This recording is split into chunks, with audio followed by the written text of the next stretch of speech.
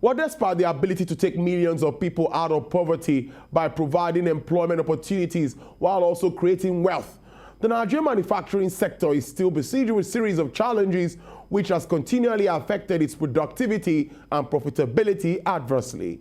The sector, which it's a huge contribution to the nation's GDP, is faced with high cost of local and imported raw materials, rising insecurity, skilled manpower deficit, foreign exchange challenges, high cost of adopting advanced technology, government policies, overregulation, and most recently, energy crisis, which has further worsened the unfriendly macroeconomic conditions presently being faced by the manufacturers. In spite of these challenges, the resilience of manufacturers in Nigeria has seen them managing these problems, while they hope for better days.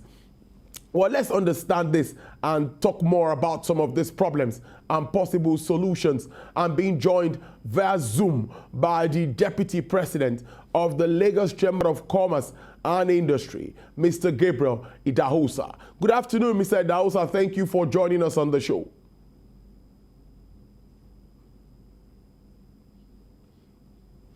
Mr. Idahosa, if you can hear me, the headline on one of the newspapers today says manufacturing sector is bleeding and the sector needs the intervention of government. Take us through some of these issues that are actually contending with that sector at this moment.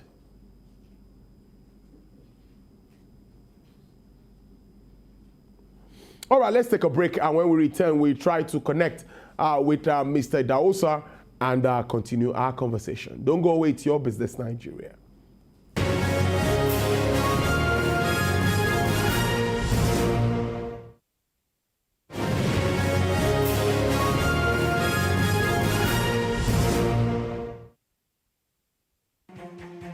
In the month of April, the month begins on the 1st, drawing attention to rising carbon emission with a green agenda.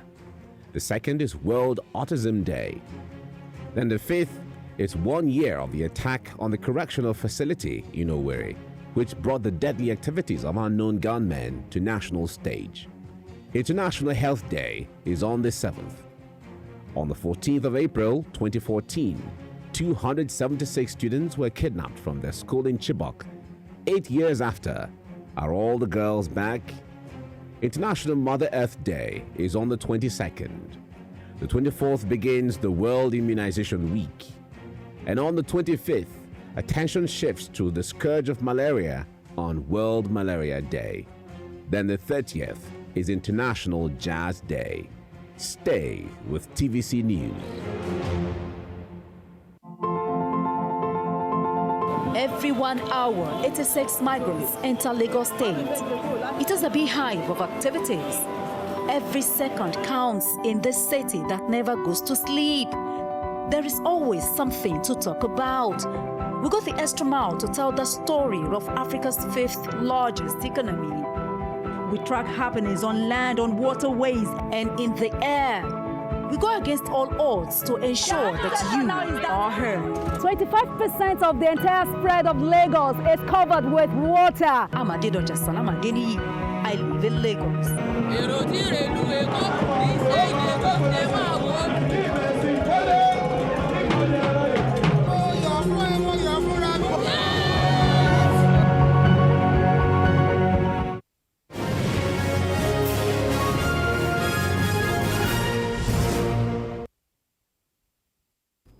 All right, thank you for staying tuned. The Deputy President of the Lagos Chamber of Commerce and Industry, Mr. Gabriel Idahosa, joins me now via Zoom to talk more about issues facing manufacturers at the moment. Yes, we had a lot before now, but give us an overview. The headline I saw was manufacturing sector is bleeding. They need government intervention. What are the problems?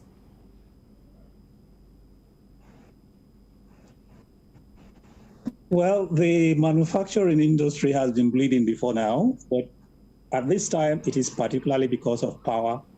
The power situation across the country has grounded a lot of smaller manufacturers. The medium-sized manufacturers are having to run power all day, all night to keep their systems working.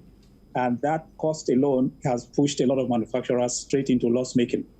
So a lot of them are making losses, just staying in business for the last 2 months or thereabouts when this power issue started. And it is really serious because that is going to affect their annual performance. It's going to affect, it's already affecting pricing. It's already causing inflation. Inflation is already going up. It's already affecting exports within the regional markets, neighboring markets that depend on us for some manufactured goods. And it could affect unemployment down the road if the power situation is not quickly addressed, because most companies already provide power maybe half of the time and depend on public supply half of the time. But in the last 2 months or so, a lot of companies, manufacturers included, have had to depend 100% on their own internal generation, and the cost is extremely high and it's not bearable. In fact, in some cases, even with the funds, they did not have access to the fuel to buy, and some factories really have to just shut down occasionally until they can resolve the diesel situation. So if generally manufacturers are has its power grid off from the system, not working at all, that grid collapses and it collapses and the public gets to know that the grid has collapsed. All right, let me ask you this, because we started, before we got to this point, we had other issues, forex scarcity, importation of raw materials, which of course the Ukraine and Russian war, one way or the other, has affected that access. Now, when we look at all of this with power, which is also the major one at the moment, what do you think would happen to investments in manufacturing at the end of 2022?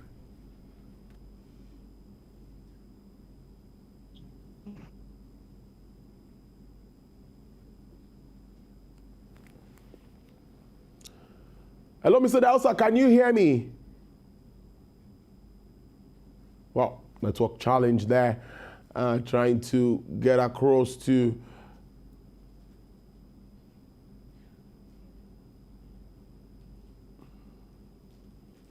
So, Mr. Dausa, can you hear me? So, Mr. Dausa, I was talking about other issues around forex, backward integration that we were grappling with before now. What's the position of all of that?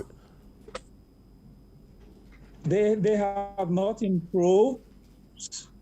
The other positions have not improved. That's why I don't want to talk about them. The forex situation is extremely difficult now for all operators, not just manufacturers. The infrastructure situation is still there, whether by road or the limited train services that we have. There's no real significant improvement in all the issues that were there for manufacturers before we had the power problem now on top of them. So investments for the rest of the year are only likely to be for ongoing projects that were started before these few months of really serious challenges with the Ukraine situation and our local power problems. But you don't expect any new investments in the manufacturing sector for most of this year until, for example, we have the Ukraine issue comes to an end and supply chain are quickly restored. And then in Nigeria, we can restore all our grids that have collapsed. And then we see the price of diesel coming down. So we have all these three things having to move in the same direction, in the positive direction, for the rest of any thought of new investment. Many would say the only investments we have now are those that are ongoing and that cannot be stopped. Many would say that diesel is deregulated, and that is always that argument that we need to deregulate following the PIA. So if this is happening because of the hike in the price of crude, which of course hit above $100 per barrel.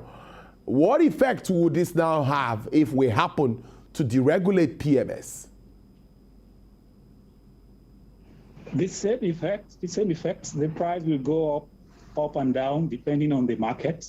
The only difference is that we will as a country become very, very disciplined in the way we use petrol, in the way we drive so many cars on the road, and the way we can afford to have each person driving a car where you can have communal transport, in the way public transportation is not given priority. All those things will change when the petrol prices become very high. You will have fewer people driving their cars to work every day. You will have fewer people driving individually to social events. The tradition of car sharing or ride sharing will come to us in a significant sense. Those are the things that we have not done because petrol has been subsidized. But once the subsidy goes away, you're going to see a significant change in behavior as far as consumption of petrol is concerned. But that is a price we have to pay if we want all the benefits of removal to come in. If we want a lot more refineries to be built in Nigeria for export, if we want to create the jobs that those refineries will create, if we want to stop the abuse of crude oil pipelines by creating more refineries to employ the people that are vandalizing the pipelines, we need to remove the subsidy. But there's going to be a period of pain where we will have to suffer some of the immediate effects of removing those subsidies, after which we'll begin to see the benefits, just as we have seen with, if you take telecom or the banking system, before we had the reforms that completely changed those industries. We are going to have a period of pain in the removal of. Yeah, that's like a transition period, right? Yes. Now, now talking about the transition period for us to get over removal of subsidy and all of this. We have soaring operation costs at the moment, considering the price of diesel. And of course, this would, affect the output, the price of this product. Purchasing power remains low, no increase from that end.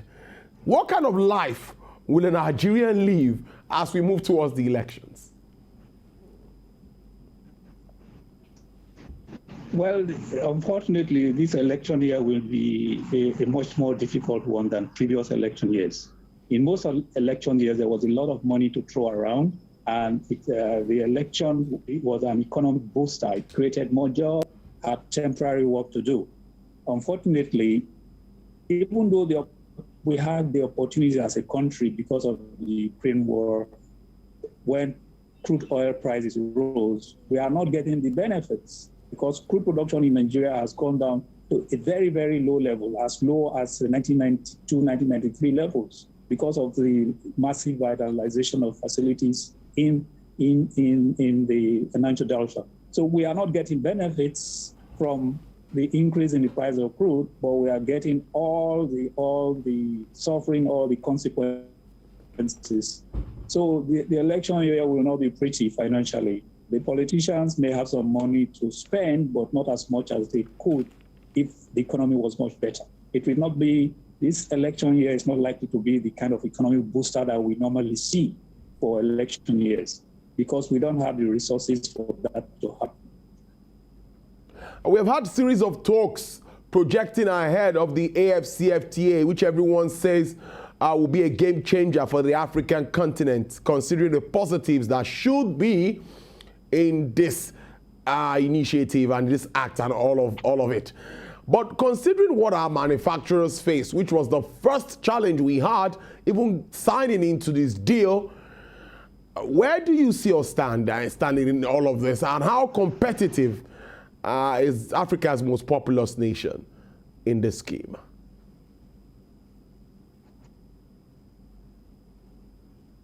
I think the first thing to tell us Nigerians we need to know is that the AFCFTA is not just about manufacturing. Manufacturing is extremely important about manufacturing. It's about financial services. Yeah. Look at our banks that are all over the Africa now, the dominant players. It's about entertainment. Look at our Nollywood and our music industry.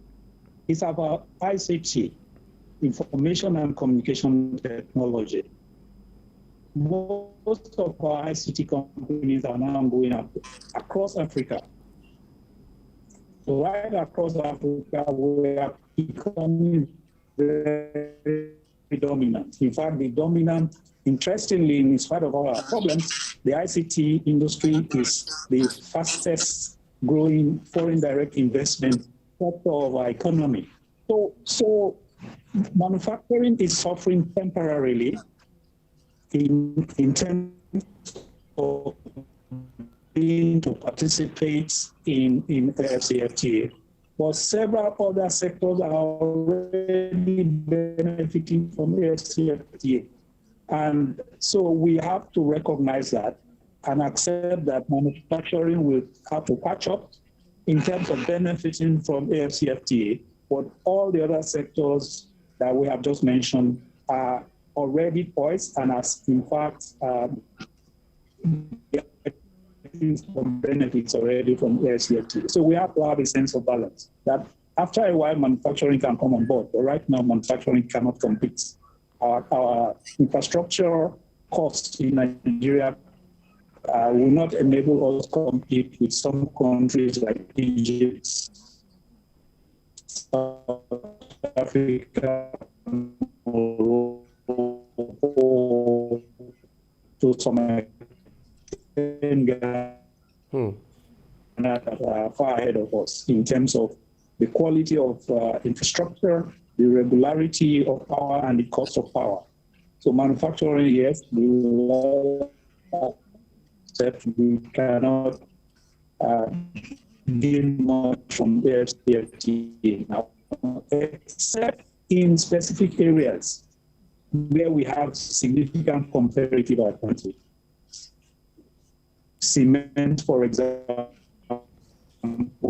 we are a major exporter of cement to continue to do that. In some food products where we are very well established